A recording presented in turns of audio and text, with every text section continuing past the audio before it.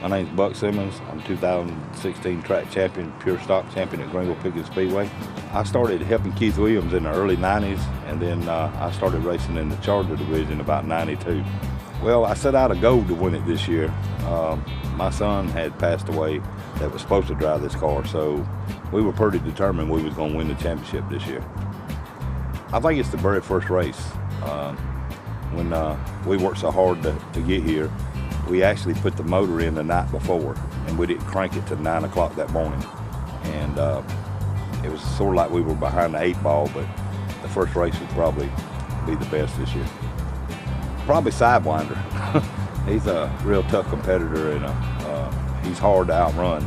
He's hard to drive with, so I would say Sidewinder would probably be one of the biggest ones. And then everyone else picked their game up, so it was a lot harder this year than it was a few years ago.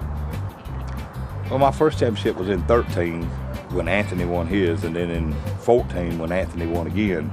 And I thought that was pretty cool. But this year, I think the biggest highlight, just for the simple fact the track has changed this year. The promoter is a lot better this year. Everything just seems to be bigger and better about everything out here this year. So it's more exciting this year than those 2 years. Well, I'd like to thank my family for supporting me and putting up with the long nights and the long days on Saturdays. My 5-year-old grandson, and actually today's his birthday, that's Papa's racing man. He gets in here and works with us and works real hard. David Price, attorney at law, came on this year and helped us with the car. His automotive, Jack, Eddie, and a big shout out to Chad that helped on it, and then Ray and Dred and Biggin came in and helped me at the end of the year. If it wasn't for all them, I wouldn't have been able to race this year, so I really appreciate what they've done. Well, I'd like to come back and run this division one more year and try to win the championship one more time. My oldest son will be racing after that.